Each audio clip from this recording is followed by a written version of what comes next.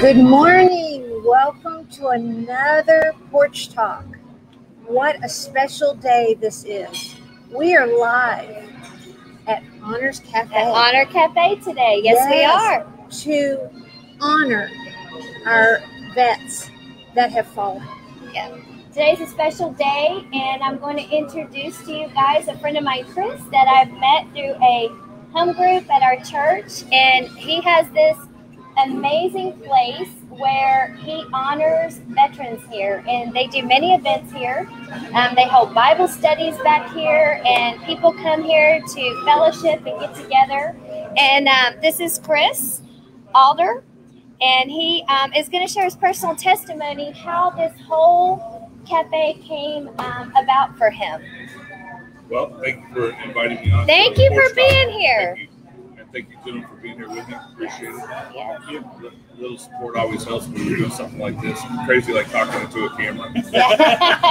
True. Yeah. Which is atypical for us.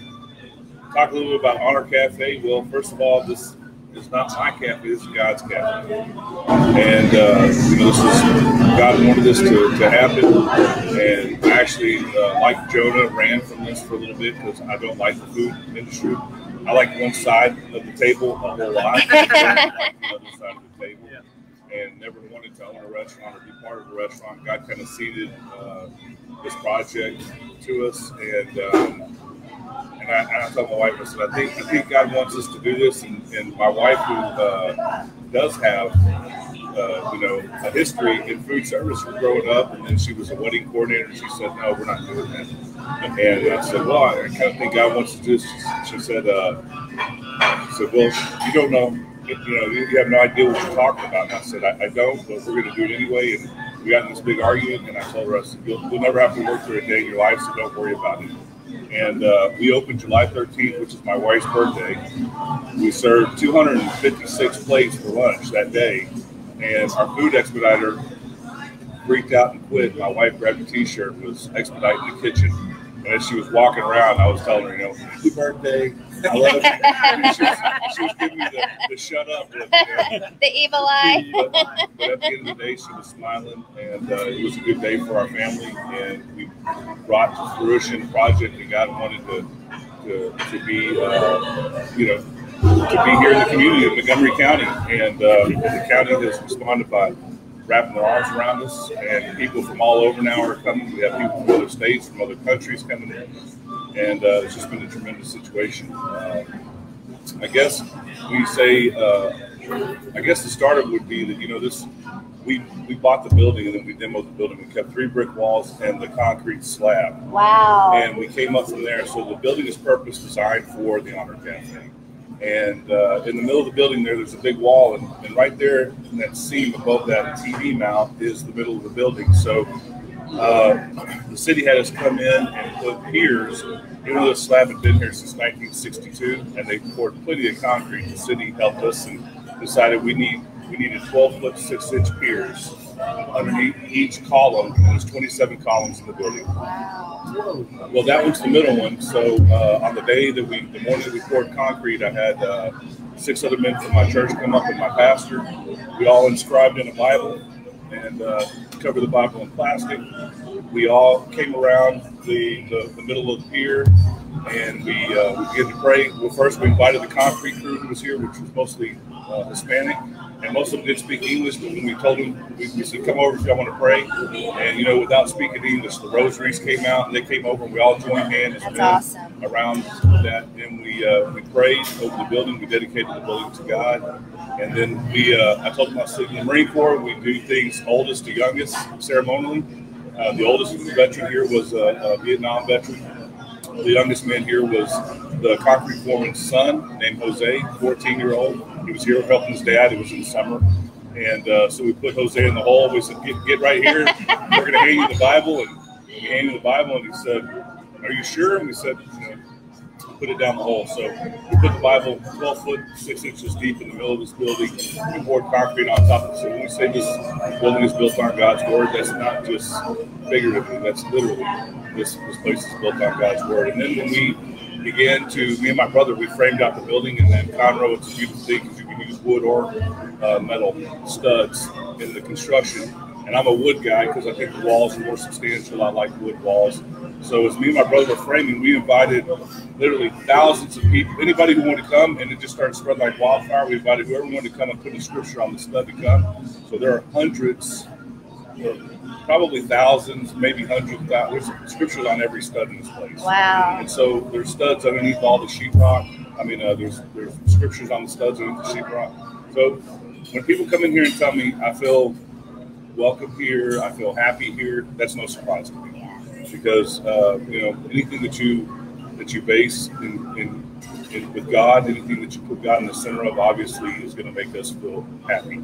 Even if you're not a Christian, it's God's law, and God's law works for everybody, Christian alike, Christian or Gentile alike.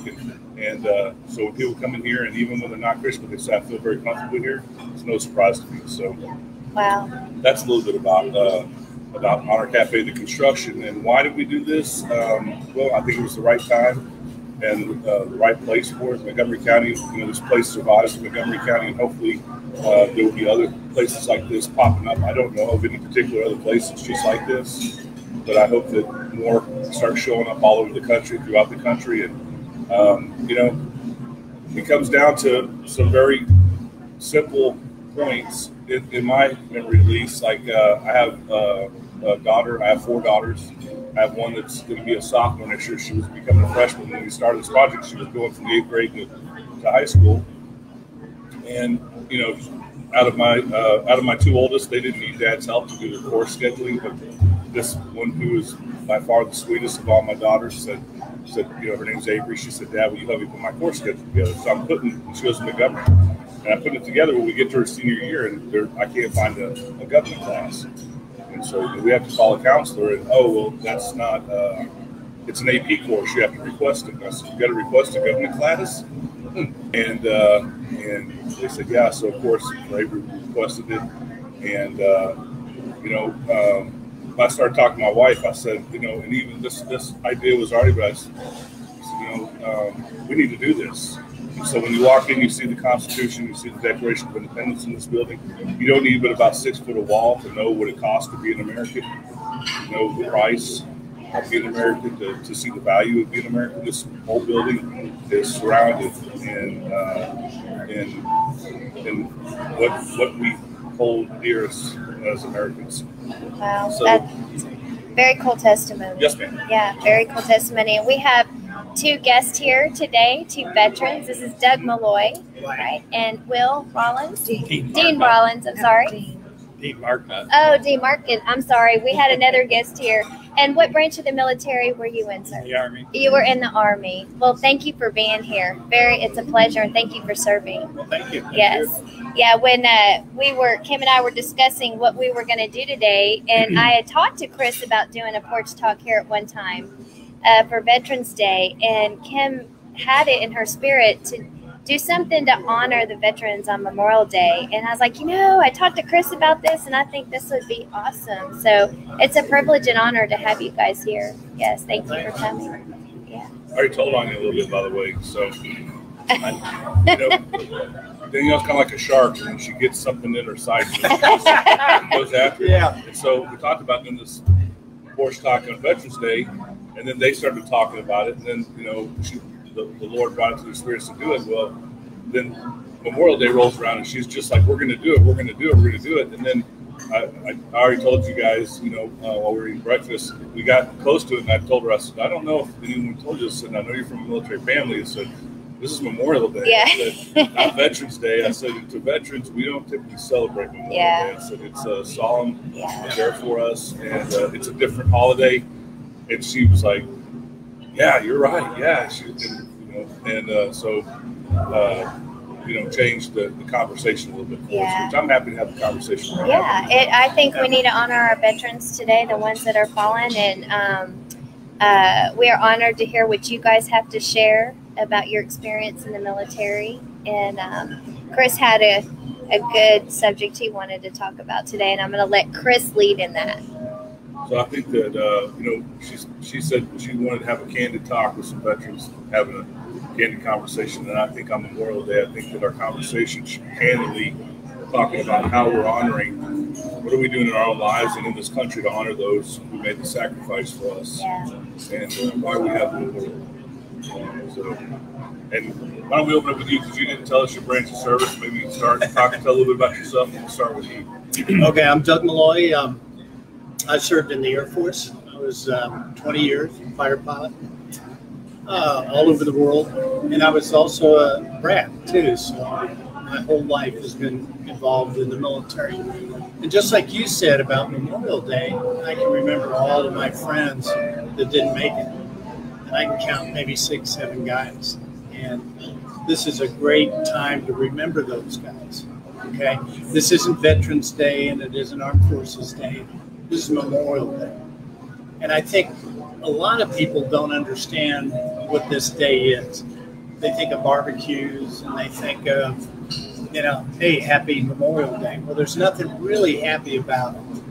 We need to think about it, think about all these guys that maybe didn't make it back, and remember them and honor them. And that's what we should do. I have grandsons, and I need to make sure that they understand the significance of this day. And, a lot of kids, obviously, they're not taught it. Just like you said, they're not taught government in school. Well, they're not taught a lot of things in school. But the sacrifice that all these guys on the wall made, and ladies, now in the service, we need to remember, we need to honor. And share a little bit about yourself.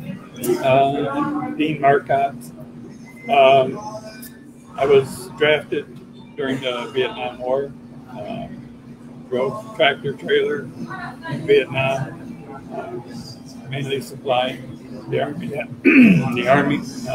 air bases out of Benoit, and then was sent temporary duty to Da Nang with the Marines up there. Oh, wow. So helped drive supplies for the Marines to all their bases from the beaches, mainly. Wow. Wow. And how many years were you over there in Vietnam? Actually, just under a year. Oh, under a year? Yeah. So my dad was a Marine, and he was in Vietnam War. Okay. Yeah, and he was in EOD. Oh. So I come from a line of military as a Marine brat, traveled a lot, So, and he got a high off of that. I had a conversation with him about the Lord one time, and he said, trust me, I was very close to the Lord, because you have to be when you're taking your detonating bombs. I hope he's not listening to this right now, because your father is still a Marine. Yes, he is. Not that he wasn't. Yes, you're right. Your father's still a Marine. He would correct me. He would correct me on that. Absolutely. Yeah. He would correct me on that. Yeah. Well, I guess kind of just me here. I was praying about this for about a week, after Danielle asked me to be part of this, and we talked about this a little at breakfast. I don't know there was any set thing in my mind of how what I did for friends that aren't with us anymore, for friends who made that sacrifice for me at the time, or for our mission, and ultimately for the United States, for our way of life, for our culture, for our ethics and our morals. That sacrifice was made for all that in my mind. It was always for the right reason. But I don't know that I had anything specific in my mind of what I did to honor them, or how I continue to honor them from Memorial Day to Memorial Day. And so when me and Danielle talked, I began to pray, and I said, God, maybe I haven't done the right things, or I feel like we talked about every day. It drives me to try to be a better man every day because they're not here to be a man. It drives me to be a better father because they're not fathers. It drives me to be a better husband because they're not husbands. It drives me in my life in a lot of different places. But I didn't have any specific way of thinking of it on Memorial Day. So I started praying, and God gave me a chapter that I started reading, and it was, God's a genius, and just the way it was all put together, I was like, thank you, God. So for some reason, I started thinking about Joshua, in the book of Joshua, and of course, Joshua was a brilliant military leader of the Israelis, and then took me to the 25th chapter when he was basically, he was ready to move on from service, and he was going to go rest with his ancestors. And he came in the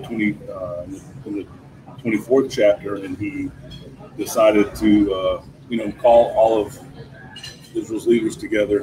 And all of Israel wanted to come, and he wanted to talk to them, and he wanted to tell them how it was, in that the way that he had always been a leader. And so I'm just going to read out of the chapter, which is a great chapter, but I'll read verse 14. It says, "Now fear the Lord and serve him with all faithfulness. Go away the gods your ancestors worshipped beyond the Euphrates River and in Egypt, and serve the Lord. But if serving the Lord seems undesirable to you, then choose for yourselves this day whom you will serve, whether gods your ancestors served beyond the Euphrates, or the gods of the Amorites in whose land you are living. But as for me and my household, we will serve the Lord." And I guess, what God is saying is, if you'll just serve me and make sure that your house is serving me, then all the other things that you want to do and all the other honor that you want to bring to them will come with it. Because, there's nothing immoral in serving God, right? You don't lose anything when you serve God. You don't lose anything moral when you serve God. You only lose things that are immoral when you serve God, which we don't need in our life anyway.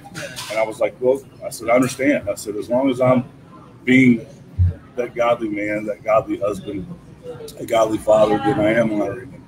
And so, I feel like God was a little bit telling me you're doing okay by reading that. And obviously, it's a daily, it's a constant discipline to be that godly man, to do better than I did today. I'll do tomorrow. I hopefully will do better than I do today. Hopefully today I do better than I did yesterday. But, I think that that was a big word for me, because I never, I thank you for even put me in a stance to pray about this and to see, because Memorial Day has been very quiet for me since I left the Marine Corps. It's kind of I talked to a few friends on the phone, a few brothers, and we have some quick conversations. I see a few friends very intimately. We have dinner together, and we talk about, we tell about some things. We discuss some things until it becomes emotional. Mm-hmm. Where were you based in the Marine Corps? Well, I came out of 2nd Marines. I spent the majority of my time out of Lejeune. I deployed with the 22nd MU and the 26th MU, and I was in Haiti, and in Bosnia, and in Liberia. So some of the greatest places on earth, you could say. Garden spots. My last situation, we were evacuating the British and American embassies from Liberia because Charles Taylor, a warlord, had taken over the country. We did, had to do a lot of work outside of the embassy, which I don't know if you know much about Liberia, but it's it's a place that was created after the Emancipation Proclamation, and the United States and any African wanted to go home back to Africa. So we created, or they created this country, Liberia, who does not like white people very much. And so it's to step off the embassy compound in uniforms and act a war against their country. We weren't at war with their country, so therefore a lot of stuff had to be done outside of the wire. That, you know, those type of operations where you know, something happens, your serviceman life insurance is paid off to your family, that kind of stuff. But things needed to be done. You know, they had taken over sand missile sites and things like that, and we for sure weren't going to have helicopters full of VIPs getting shot out of the air, because that's not what you do when you're a Marine trying to take care of issues like that. So, but anyway, it's and since then, you know, I was in law enforcement. I went back into contracting, did a lot of things I did in the Marine Corps, and was able to work with friends of mine that were in the Marine Corps, that were still in the Marine Corps. I was as a contractor, we worked together, and that was even a neater situation. Neater for me than for them, because I was getting paid and didn't have the supervision they had, and didn't have all the rules they had. It was a pretty unique situation. And I actually worked for a couple of British companies. My last company was a company called Armor Group, which is a British outfit that ultimately brought me back to the United States for Katrina. And brought me back in and sent me straight to Katrina. I came in the night of the storm, drove into Louisiana, and worked there with a Navy EOD and a Navy SEAL that I knew, and we worked together. I was in either between New Orleans and Baton Rouge for about 9 months after the storm. So we did a considerable amount of security work there. So, but those were the places I was at. My unit was responsible for. I can't remember the name. There was a pilot who shot down in Bosnia. There was a trap mission done, and that was our unit that did the trap mission, and I can't remember his name. I can't remember it either, but I know who you're talking about. Yeah, and I can tell you any other day of the week, and I can see. As a matter of fact, to tell you a funny story. You know, he had been in the Air Force guy, right? And I'm sure it was an absolute nightmare for him, because he actually had the MREs and he was on the ground, and but he did a good job. So he wasn't at the Hilton Hotel. Right. he did a good job though, and he stayed alive. I think he was on the ground for 6 days. Yeah. Before we went and got him, and so there was a crew chief on one of the 53s. So 2 53s went in, and then there were 2 Super Cobras that were Overwatch. And one of the crew chiefs of one of the 53s, very good friend of mine, a guy named Scott Feaster, and he was responsible for recovering O'Grady. Scott O'Grady. As soon as you said Scott, it triggered. Scott O'Grady. So he was his specific job was to recover the pilot. And so anyway, when the helicopters landed, we put out perimeters, got security, and they called him in. He was on his emergency radio. And when he came out of the bush, you know, I don't know if you remember Scooby-Doo and the way people's legs looked on cartoons, but that's the way he was running. And he had his sidearm out, right? He had a bread in his hand, and he was running, and Scott was telling him, sir, holster your sidearm. And Scott, you know, had advanced towards him, and he was running. And when he got to Scott just decked him. Just knocked him smooth out. And Scott threw him on one shoulder and picked up his sidearm and went running on the 53. And of course, everybody collapsed, and those 53s took off. Those Super Cobras were incredible. I didn't know how fast 53s were. They're really fast when they want to get out of some place. Yeah, I bet. There was some SAM missile activity. Some missiles came up at the helicopters. The Cobras veered off and began to engage and take care of that action. And but you know, got him back safe on board, and that was a pretty good day there. So, wow. I remember that. Yeah. So and I enjoyed my time in the Marine Corps. It was a weird deal. I had 3 common MOSs, and in the Marine Corps, it allowed me to do something that is almost unheard of, which was move from one unit to another. And actually, the division didn't rate me. As I got my second communication MOS, the division, which is where I wanted to be, I had 2 cousins that were Marines. My father was a Marine, and they had told me, you stay with the division and you get to see the world. If you get out of the division, you're going to get locked up somewhere and you're not going to be happy. So my main goal was to stay with the division, no matter what I had to do. Get attached to some unit, you know, whether it be a specialized unit or not, to stay with the division. Or even, I mean, at one point I deployed with the CAT unit with them. with a heavy weapons mobile unit, infantry unit, just so I could stay with the division. And that was my goal, was to stay, to be able to travel. And I traveled. I saw 42 countries in the Marine Corps. It was incredible. I saw more. I did more traveling than most people would probably do in their life. Right. And I have the Marine Corps to thank for that. So I had a tremendous time. I didn't plan on getting out. My wife didn't. She always tells me, make sure you tell people I didn't tell you to get out, because she didn't. She didn't tell me, but we had done 2 deployments together, and of course, my mom not going to be happy because we were living together. We weren't married yet, but when I deployed, I would send her back to her family's house in Florida, and so she uprooted her whole life, had to go back, and then. So I was working up for my second deployment. We were what's called special operations qualified, which means I was home for 6 months, deployed for 6 months, but 3 months out of the 6 months were certifications to be redeployable. So we really only had 3 or 4 months that we were together out of a year. And so I was working up for that last deployment that I took, and she called me and said, I need to talk to you. And like her voice was different enough that it scared me a little bit. And I was like, okay, and told her to come on base, and took her to a really nice lunch, I think at Burger King, which is, what they had there on the inside. And she told me, she said, you're a full-grown man, and as long as we know each other, I'll never tell you what to do in our lives together. But I'm going to tell you, if you want to keep doing this, we're not going to make it, she said. She said, you need to make a decision. And so I deployed. I didn't talk to her for 3 months, and was pretty angry that she'd asked me to stop doing what I was doing, because I really, really enjoyed it, had a good time, and just didn't want to stop doing it. But fortunately for me, 26 years ago, a young boneheaded Marine made one of the best decisions that he ever made at that time in his life, and I left the Marine Corps and married my wife. That's awesome.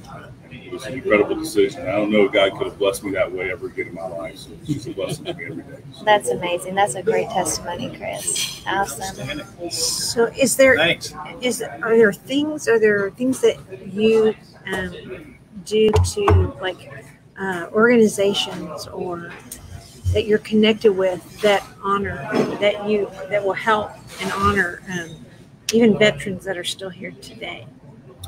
There's a small place called Honor Cafe. That, well, yes, it's an awesome place. It is an awesome place.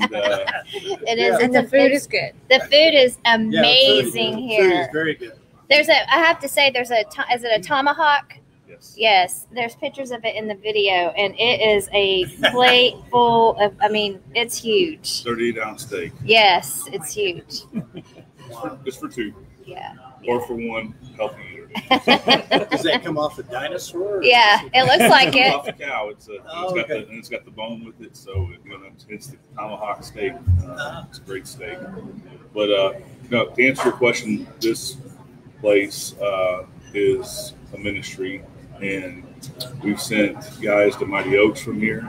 We've had counselors come in and counsel couples in the VIP dining room, couples that were military couples that were not making it, that were looking to divorce. And out of 3 couples, we have a pretty good track record. We have 2 of them that are still together. One did ultimately divorce, but they're friends.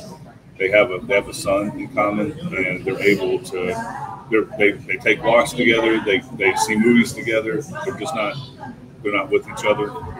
And part of that is because of the health of the veteran, I think. And he's got some things he has to fix. But the family wasn't broken totally where there's no connection, and I take that as a win. And so we feed a lot of veterans here. We feed a lot of elderly veterans here. We have a lot of elderly veterans that come, and when we see them, especially near the end of the month, when it gets near the end of the month and I see them have coffee for the 3rd day, then we're bringing food to them. And because a lot of them are on fixed incomes, and so we give a lot of breakfast and a lot of burgers away to those guys, and that's part of our mission as well. That's part of our ministry, And I'm the right guy for it because I'm in here and I'm the guy that takes out the plate and they argue every time. And they're looking for that a little bit as well. They're looking for that engagement. Yeah. And they're going to tell you, well, I'm not a charity case and I'm not taking this. I'll tell them, well, I'll throw it away. Well, why would you throw away the perfectly good? Well, I can't go back in the kitchen and start to come out. So you want to watch me throw it in the trash? Well, I'm not going to watch you throw it away. You can eat it. Well, I guess I'll have to eat it. And that's kind of the conversation we go through. And a couple of them we've broken down to where they just, they just thank us and they just know that it's because we love them. We do it because we love them, not because they're. It's not a burden to us. It's done out of love. That's awesome. I would like to hear from Doug and Dean, your experience or Tess. Do you have a story you would like to share about your time in the military? Well, let's see. I did 20 years in the Air Force, so we moved around quite a bit. I was in Vietnam. Actually started in Korea, and then we deployed to Vietnam. So we flew out of Da Nang and then Korat. I think we talked earlier about that. And our mission, we were there in 72. Our mission was interdiction. Half of our squadron supported the guys in South Vietnam, troops in contact, bombing runs down there. And then the other half of the squadron, we went north. We went up to Hanoi. And if you know anything about Hanoi or North Vietnam in those days, it was very heavily defended. So they had AAA, they had SAMs, and they had MiGs. And to go up there, it was always a lot of fun and kind of sporty. My front seater, at that time I was the back seater. I had come out of college and I didn't have 20/20, so I had to go the navigator route. Became a weapons systems officer in the F4. Then years later, I did go to pilot training, got in the front seat of the F4. So my whole career was the F4. But my front seater and I had decided we wanted to be a fast FAC. Well, fast FAC meant forward air controller. So instead of guys flying prop jobs, every base had an F4 cadre that were fast FACs. We thought, hey, that'd be kind of fun. Single ship, go up there, find targets, all that. Well, our squadron commander called us in and says, hey, I got some good news for you. You're not going to be fast FACs. We're going to make you a hunter killer. Oh, wow. Hunter killers was the old Iron Hand from earlier in Vietnam, where they'd have 2 F-105 Wild Weasels and then 2 F-4s. And the Wild Weasels mission was to go up there, get SAMs to shoot at them, and then once they could identify the site, then they would fire their missiles and take out the site. Well, they added F-4s to it, so we had CBUs, cluster bomb units. So if we could find a site that shot at us, there'd always be a bunch of smoke over that site, so it was easy to see. We'd roll in with our CBUs and take the site. We were always going for the radar.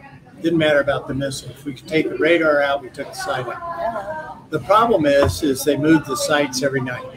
So today the site might be here, tomorrow the site's somewhere else. So you never knew where they were, and they could also launch the missiles optically. So you wouldn't get any warning at all. So we went up there on this particular mission for a particular site, and it did not come up, so we had to hit another site. Well, meanwhile, our F-105 thuds kind of went up by Phuc Yen, which was north of Hanoi, and they were looking back through Hanoi, kind of protecting our 6 as we came off target.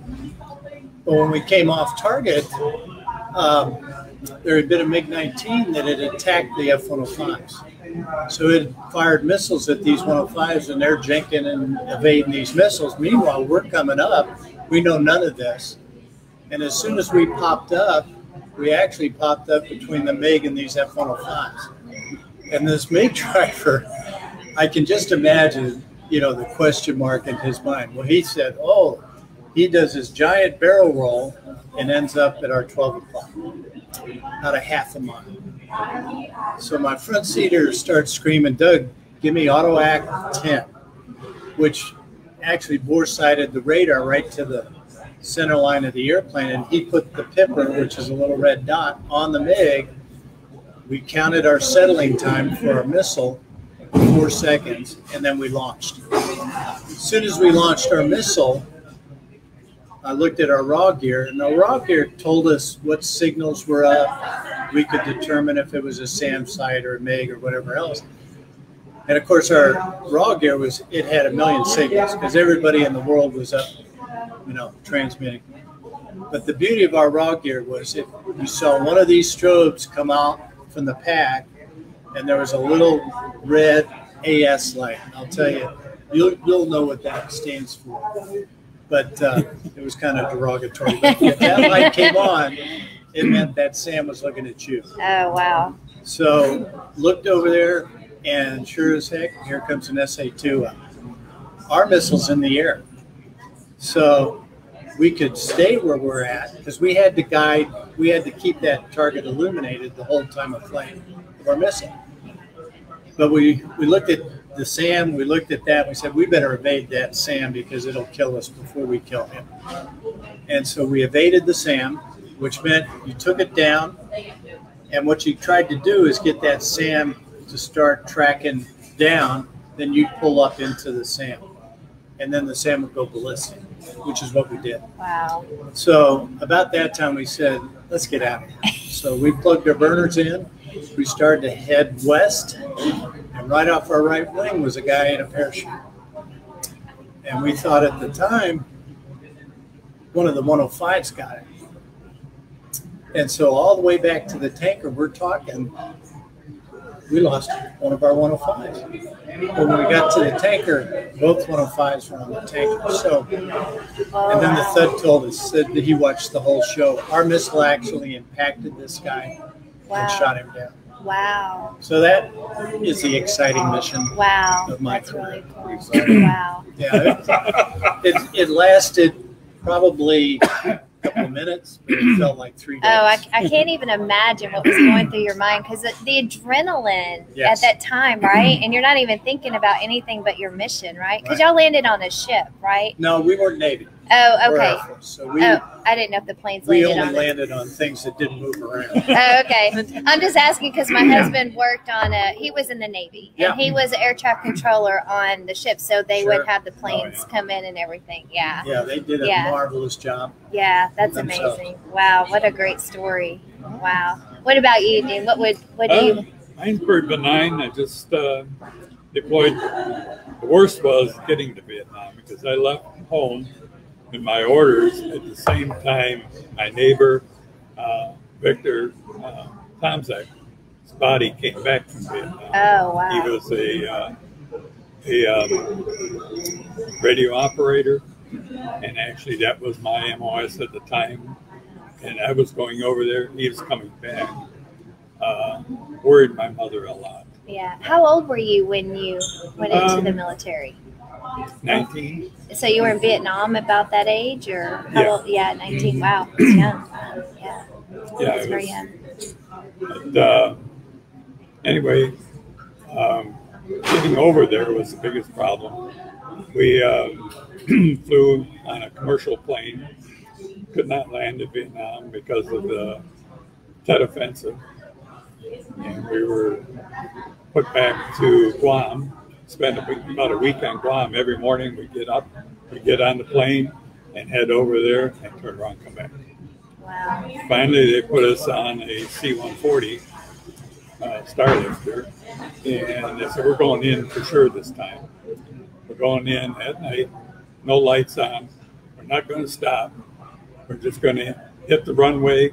You guys will bail off the gate in the back and just roll to the side of the runway. You'll find the fence someplace there. Follow that along till you find a foxhole. Hop in the foxhole and pull your duffel bag in over top of you. And I lucked out. Isn't it amazing? I got to the side of the runway and I ran right into the command office. So I didn't have to spend the night in the foxhole or anything. Wow. I was drinking coffee. Wow. I It can't was even exciting. imagine what it was like during those times. You know, my dad has shared some of his time in Vietnam, and he don't talk a lot about it, as I'm sure you probably don't either. Yeah. it's not talked a lot about. I'm happy that the military's gotten better at deploying. These guys, and being here, I talk to more Vietnam veterans than I ever had access to talk to. I talk to them every day. We have a lot of Vietnam veterans coming here. Just like the Vietnam veteran that's walking through right now, Mr. Davis comes in here 4 times a week for coffee and maybe a taco in the morning. He's an Air Force veteran as well, and Vietnam veteran. But you guys, it's a similar story about you guys showed up over there and had to find your way, and then most of the time when you guys came home, the same thing. You came home by yourselves, and typically were met at the airport with a lot of people that weren't happy with the fact that you were in the military. Yeah. And so if there's one thing that I'm happy about with the military, it's we've gotten better. I mean, when I deployed with my family, and when I came home with whatever family came home with me. And that's I'm happy about that, because you guys, you were on your own from the start, and then you dropped into units, and then you had to come home on your own after a very, very traumatic situation. So I don't think you'd want to. Yeah, I flew with a guy at Continental, and he was a captain. But when he was in Vietnam, he was like a second lieutenant flying F-105s, and he was flying with his squadron commander. And in those days, they did like an element roll-in, so they're both going down the chute to drop their bombs. And his lead, who was his squadron commander, blew up. Right there, blew up. And so he went on to finish 100 missions, And when he came back, they came through San Francisco. And of course, he's in his uniform. And he gets off and he's walking through the terminal. And out of the corner of his eye, he saw this guy coming right across, came right up to him and spit in his face. And, so when you hear some Vietnam vets, or a lot of Vietnam vets, that's kind of their experience when they came home. Yeah. Very sad. That's a daily story in here is I threw my uniform in the trash. I mean, we had a family that came in here. They lost a father, a Vietnam veteran, and they were asking us if we need to be able to replace his medals. They were doing a shadow box for him, but he had come home, and the airport he hit in Atlanta, they called him a baby killer, and cussed him out. He went in the bathroom, put on a pair of jeans and a t-shirt, and took all of his military uniforms and threw them in the trash right there in the restroom, and walked away from it forever.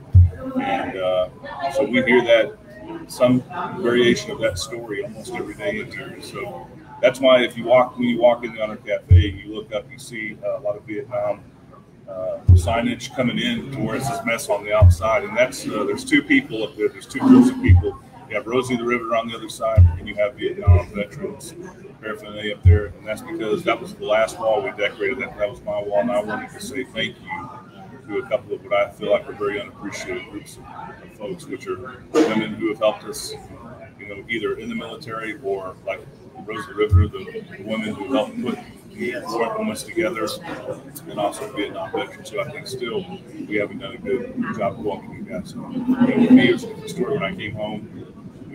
We were loved, we were embraced, we parades, the whole 9 yards. You guys, it's not that. So welcome home, you guys. Yeah. Thanks. Yeah.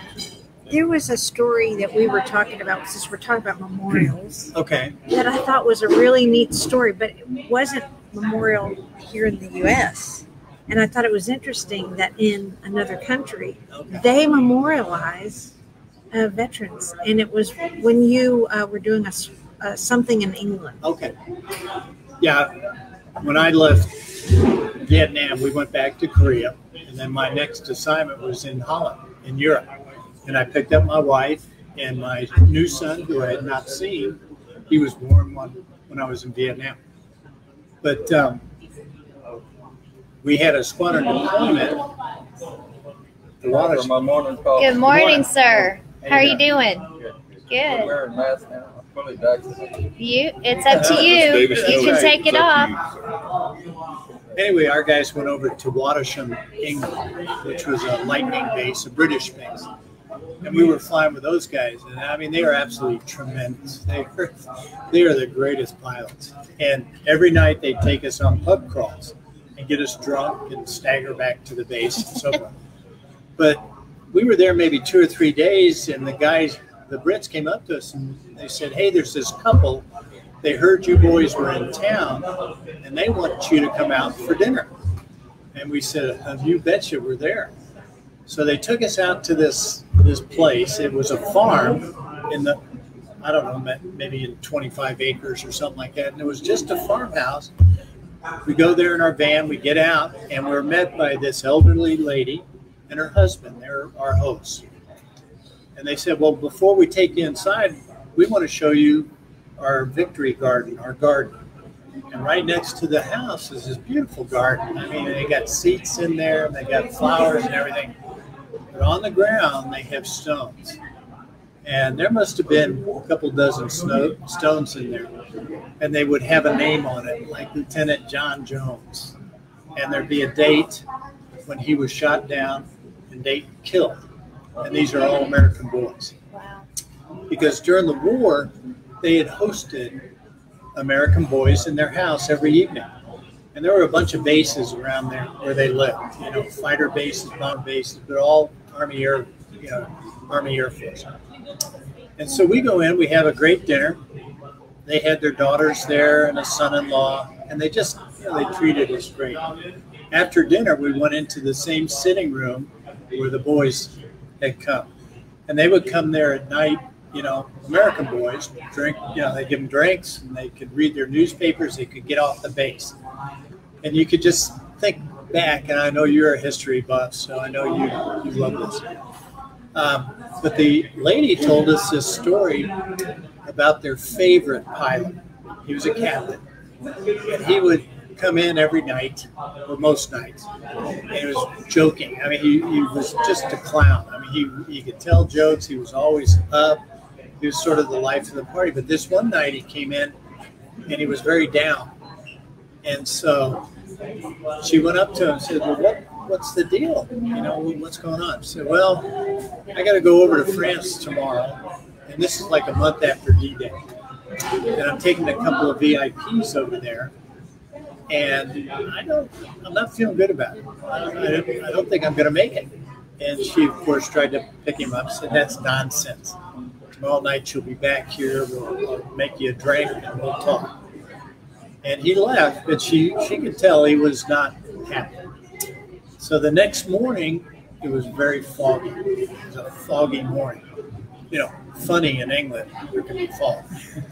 So he was taking 2 VIPs. I think it was a major and maybe a lieutenant colonel, I think. And he was flying a Norseman, which was a utility airplane, single engine. And, you know, they probably shouldn't have gone because it was such lousy weather, but those guys had to get to France. The major in particular had an engagement he had to make. And so they took off, and that was the last anybody ever heard of them. They all disappeared. And we said, wow. And she said, well, you know who that pilot was? We said, no. She says it was Glenn Miller's pilot. So that, if you remember who Glenn Miller was, he was going to have morale tours over there. He was getting his band back together again for the boys. Wow. So we were just stunned. Wow. And I love that they honored. Yes. Like she had her own victory garden of Yes. honor for them. I know. That's so neat. That's amazing. Yeah. It would be nice if somebody, I don't even know if they're still there, but somebody did a little documentary on that, because I'm sure there's a bunch of Brits over there that did that. Oh, or maybe absolutely. stuff like that. And that's the other part of this. You know, we got to still remember and honor all those World War II guys, Yeah. because it is absolutely astonishing what they did. I can't even Astonishing. imagine. Yeah.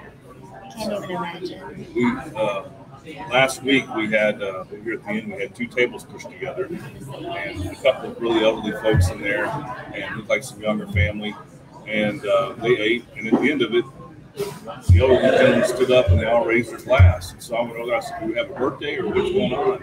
And his last name's Woods, Mr. Woods, and he said, no sir, he said, today is to the day, the 76th year anniversary of my liberation from a Nazi prison camp. Wow. It was a B-17 turret gunner. Yeah. They were shot down.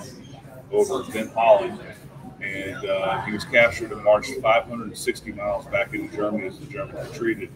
And he was here with his bride. So she was 100. He's 99, about to be 100.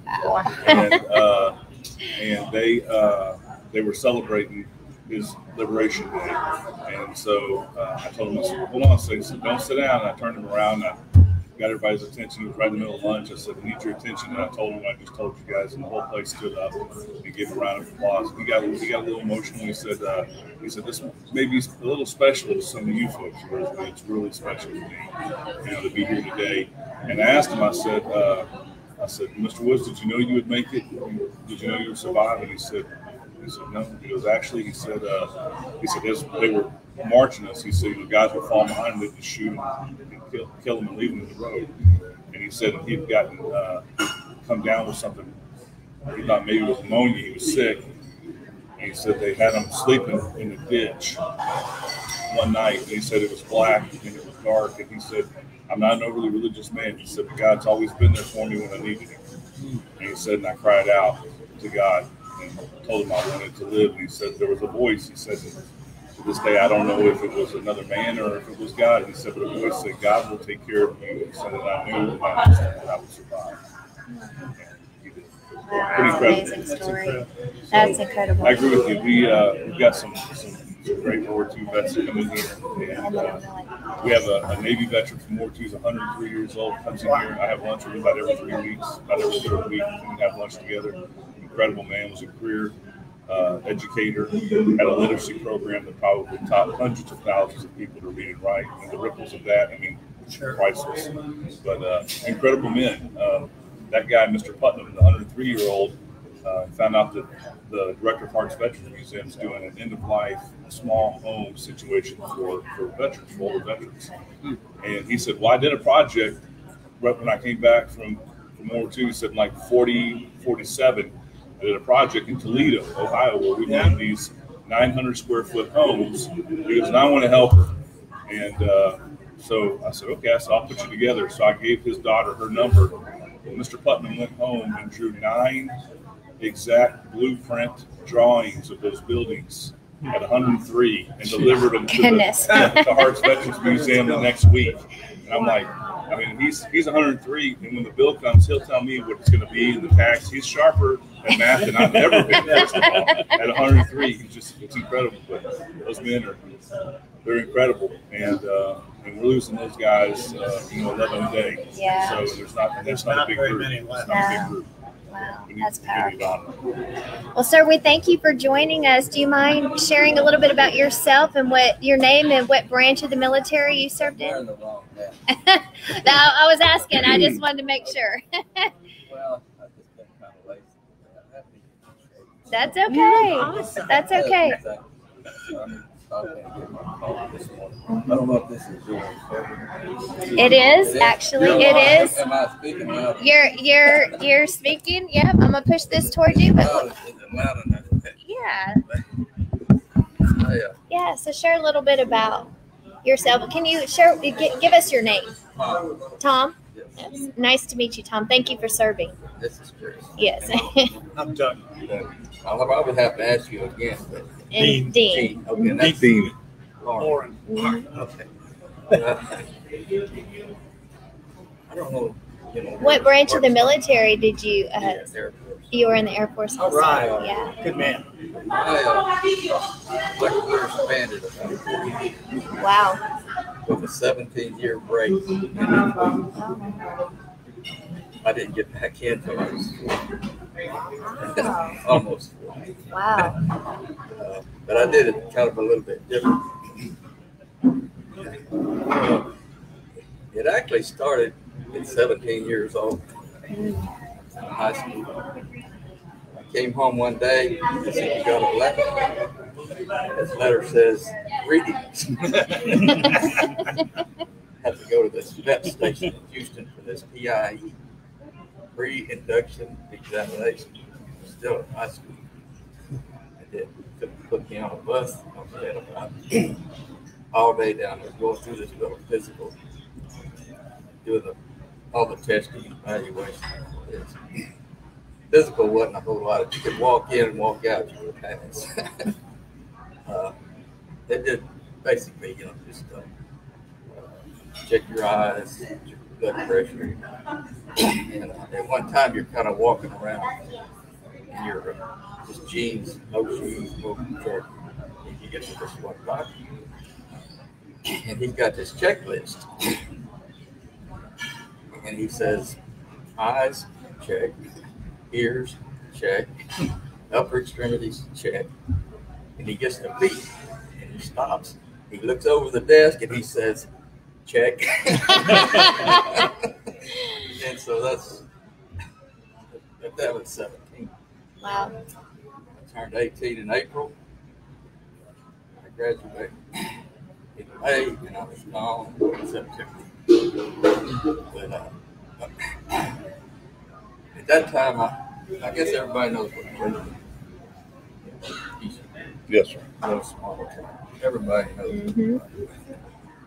But the recruit. At 135 pounds, I didn't think I wanted to be a Marine. I couldn't swim that well, so I didn't want the Navy.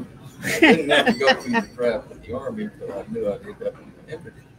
Yeah. I was looking for something that I could learn to trade that I could use. Riding with some kind of skill.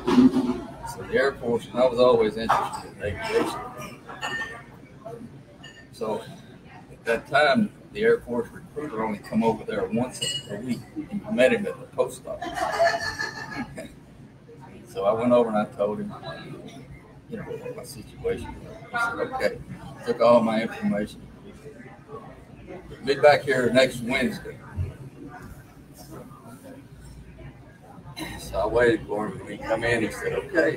He said, everything's good, and here's your orders. And he said, be at the MEP station Monday morning. So that's how. Wow, that's how you started.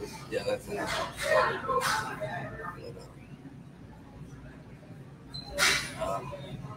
I enjoyed every bit of it. 4 years active. That's awesome. I would have made a career out of it except Vietnam. Yeah. I got mine over with early.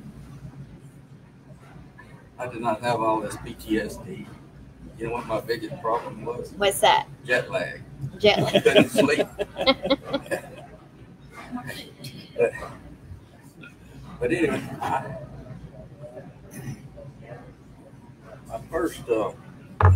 I was trying to get into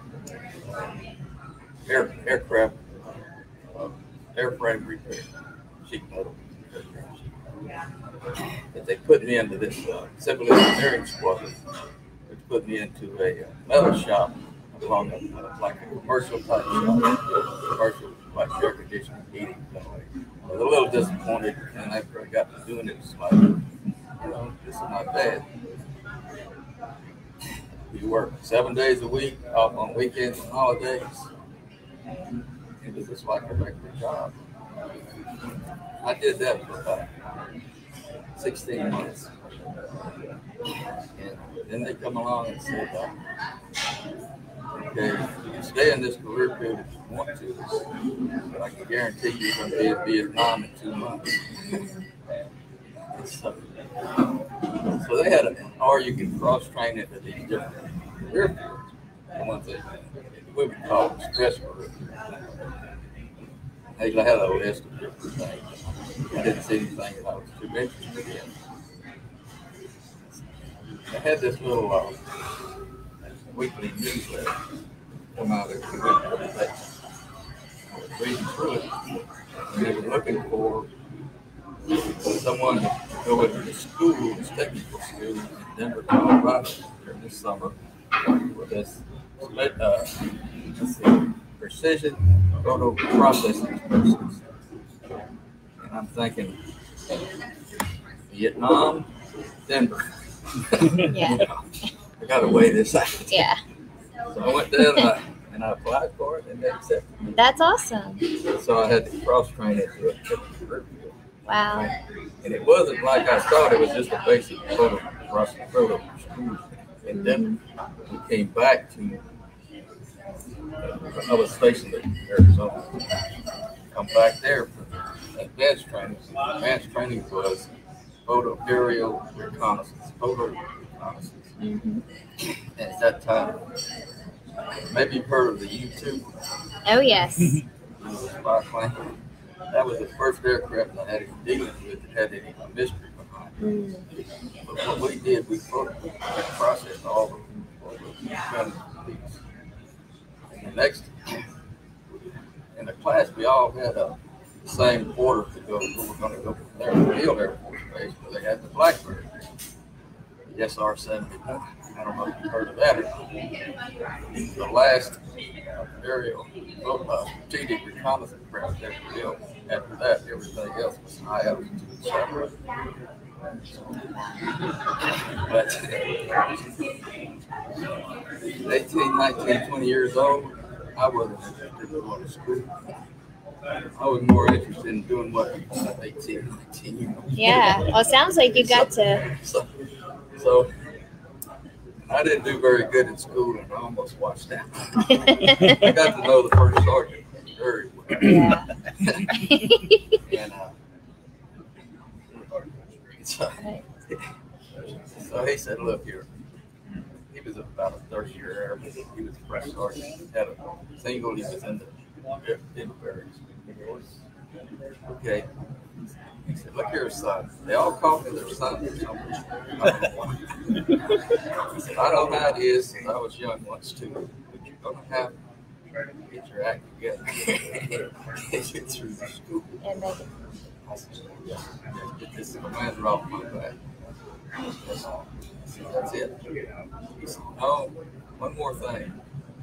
It's what you need is some remedial training. I'm like, what's that? He said, oh, you'll find out this weekend. but anyway, I left there and went back to Tucson. And I got to know that person pretty well, too. First thing that happened, I was coming back on base about 3 a.m. Saturday morning. Got a speeding ticket. That goes to the base as well. Oh, yes, it does. It's not like this at all. But I thought I was doing pretty good. I was even coming to class an hour early to go over what we've done over the day before we get ready for the class. And I walked in and he says, in my office. And again, look here, son. If you don't get this together, we're going to send you home to mom. Oh. I'm like, please don't send me home to mom. I'd rather take my chances in Vietnam. Please. I said, I only got 2 more weeks and I'm out of the school. That's a call. Okay, 2 weeks. This is on the 1st of September. So I was coming in one day early. First sergeant looked at me in my office. I'm like, I thought I was doing pretty good. I'm making fast. He says, orders have been redlined. That's not a good sign. Not a good sign. Especially if you're going to get promoted, if you get red light, guess what? You don't get promoted. Okay. I said, so where am I going? He said, I don't know. He gave me this name of this little airman clerk, CPO, consolidated personnel. You need to go down there and talk to him. You need to go now. So we were going to school from noon to 6.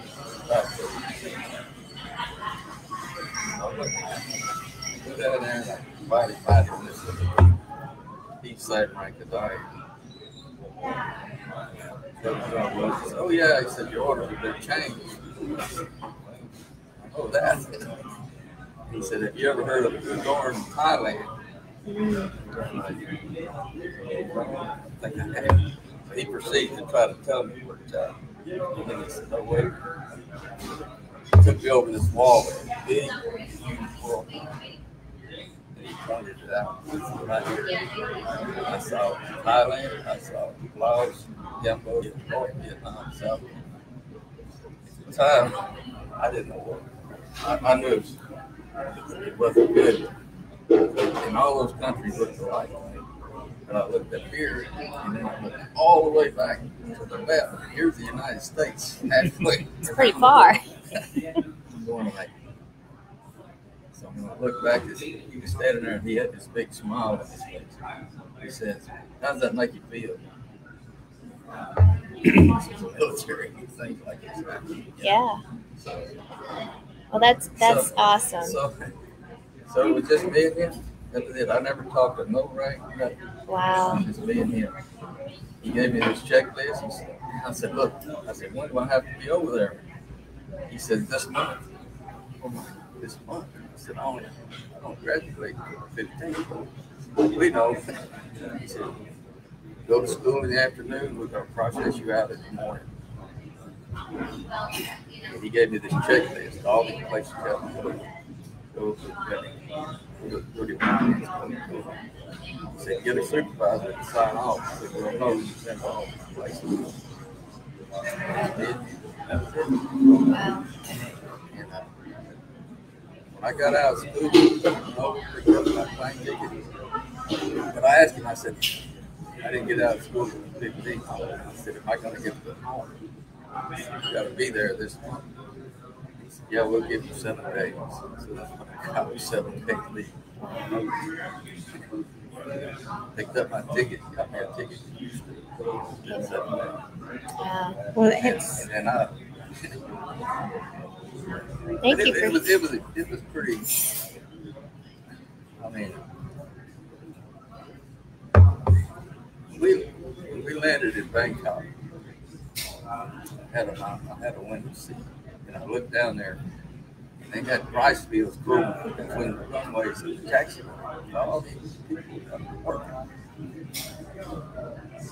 And I don't know, my first thought was like, these could be Vietnamese. What do they call them? Viet Cong. I know there's a little more country, but still, that was what was kind of. Yeah. We landed. We were in a taxi. I could see the base operations, the terminal. We come to a dead stop.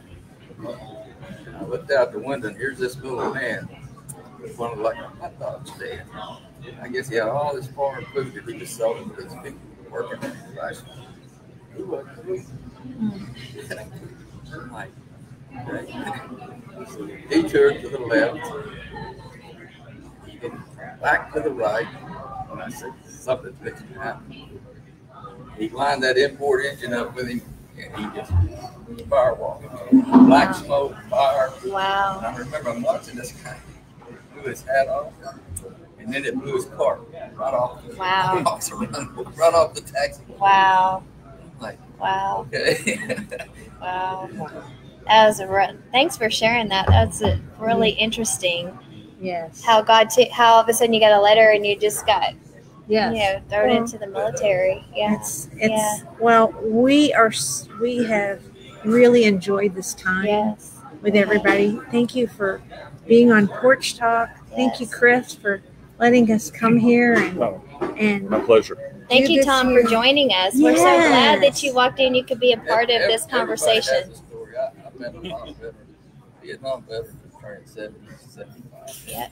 Yep, that's about the age of my father. Yeah. It's all three of you men are from Vietnam, and we honor all our vets, and we want to remember all the ones that didn't make it back, and so we've really enjoyed this. But this has been a really awesome, candid conversation. We thank you for your service. Thank you, Chris, for allowing us to do this special broadcast from your cafe.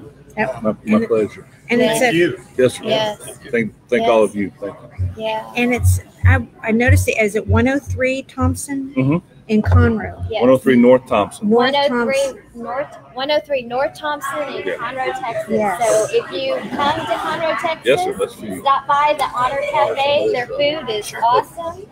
you'll love it here, and you just feel the presence of the Lord in this cafe. It's amazing. People just come together, and unite.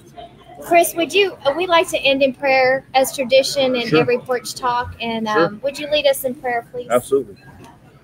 Father God, we come before you. We thank you for your grace and your mercy. We thank you for the gift of your Son, Jesus Christ. We thank you for this time to fellowship and to come together pre-Memorial Day to remember the reason that we are supposed to stand up and be better every day, and to live stronger every day for those that made a sacrifice for us, for our families, and for our country. We thank you for this country. Bless this country. Bless the families. Bless the individuals. Bless the politicians. Help us turn our face back to you, Father, so that we can continue to be a successful country. In Jesus' name we pray. Amen. Thank you, guys. Thank you.